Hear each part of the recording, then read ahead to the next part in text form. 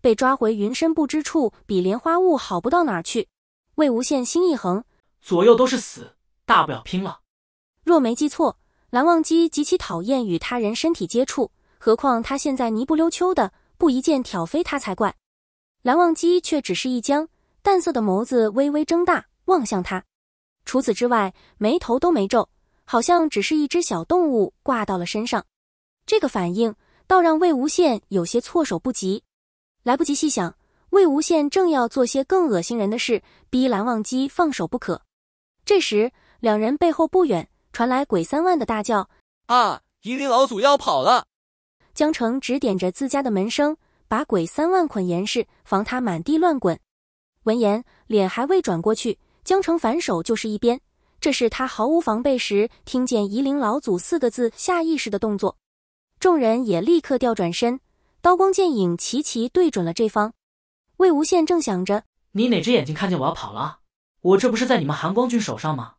只觉腰上一紧，惊愕之余，魏无羡被狠狠摁进了蓝忘机怀里。耳边一阵雷鸣滚滚，又天旋地转，蓝忘机已待他轻飘飘的一纵，躲了紫电的鞭击，从容落在3步之外。蓝忘机落地后立即放开了他，将他不动声色地拨到身后。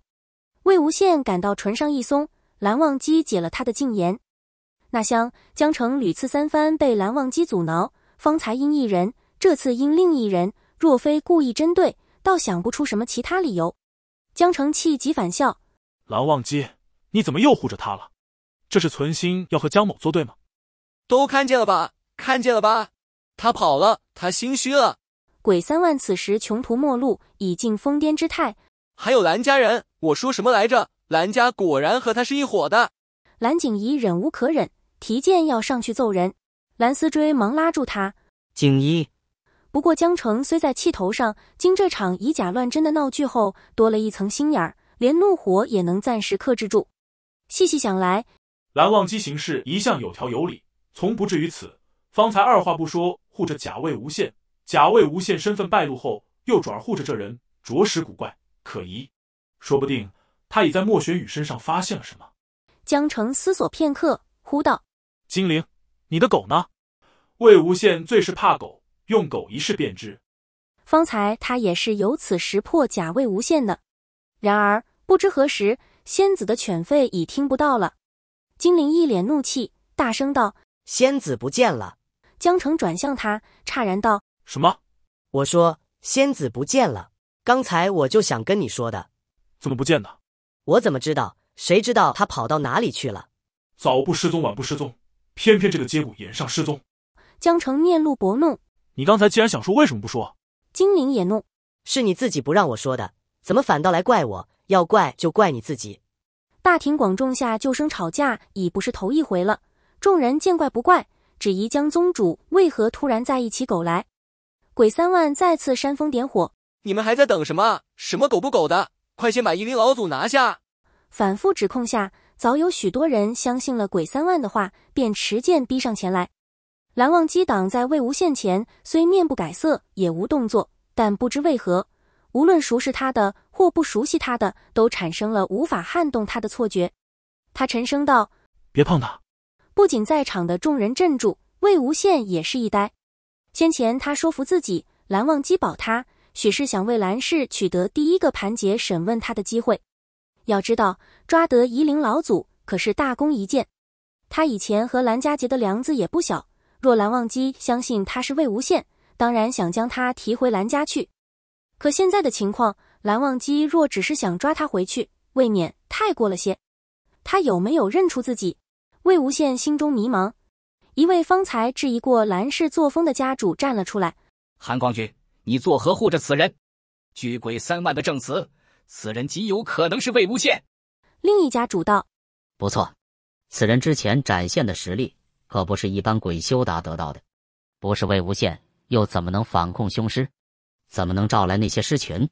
蓝家向来与邪魔外道势不两立，如今是要违背自家的家风。能名正言顺抓到姑苏蓝氏的把柄，何乐而不为？除了蓝氏亲眷，众人乐得看戏，巴不得蓝家的名声就此一落千丈才有趣。蓝忘机不言片语，目无斜视，全当他们不存在。那家主叹了一声，真是枉为名士啊！还有他家的小辈，小小年纪就被邪道蛊惑了，真是羞于祖训。鬼三万趁热打铁道：先前各家一起伐魏，只有蓝家置身事外，还以为他们多清高呢，原来早就背地里和魏无羡在做什么勾当。蓝思追和蓝景怡面色发青，却一时找不出什么话反驳，只得沉默受着。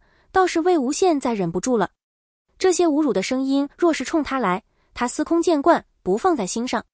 可冲着蓝忘机，冲着2个蓝氏小辈，他们还是为了护自己才受这种气，便无论如何不得容忍了。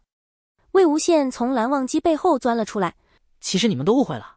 众人一见他，唰地扬起了各自的武器。魏无羡不睬他们，直向鬼三万道：我没有那什么，抢你的凶尸，他现在还是你的，不信你喊他试试。鬼三万怪笑一声：夷陵老祖，你现在还想来这套，不觉得有点晚吗？众人也道：刚才我们可是亲眼看着你反共的，现在你想说你没有反共不成？蓝思追唯恐他越描越黑，心下着急，做口型道：莫前辈，先别说了。魏无羡冲蓝思追笑了笑，嘴上不停：难道只有夷陵老祖可以反控吗？众人面露狐疑，不解其意。鬼三万早已领教过此人巧言令色的本事，警惕道：你想说什么？魏无羡双手一摊，做无辜状：我反控了他的凶尸，你们就说我是夷陵老祖，可事实上不是只有夷陵老祖能做到，普通的鬼修也可以。鬼三万愣了一瞬，哈哈大笑：编，继续编。众人也觉他这借口找得太随意了。鬼三万在鬼修界名声可不小，且以御师闻名，普通的鬼修怎能反控他的凶尸？很简单，只要一点小伎俩，我现在就证明给你们看。说罢，魏无羡抬起手，像先前反控悍将时那样击掌2次。众人你看我，我看你，满腹疑团。鬼三万心头有起一丝不祥的预感，这预感一如当时莫玄羽惺惺作态的让他命令那悍将试试。不等他想明白，他被缚仙网牢牢束在地上的身体忽然间滚了出去。这一滚不是滚了寸尺，而是被狠狠踹了一脚似的，直接滚到了结界边缘。江澄吃了一惊，对门生道：我不是让你们绑好他吗？几位江家门生也傻了眼，我们绑好了。十分确信，方才将鬼三万绑得严严实实，除了开口说话，连一根指头也动不得。而鬼三万砰的一声撞上结界后，马不停蹄地滚了回来。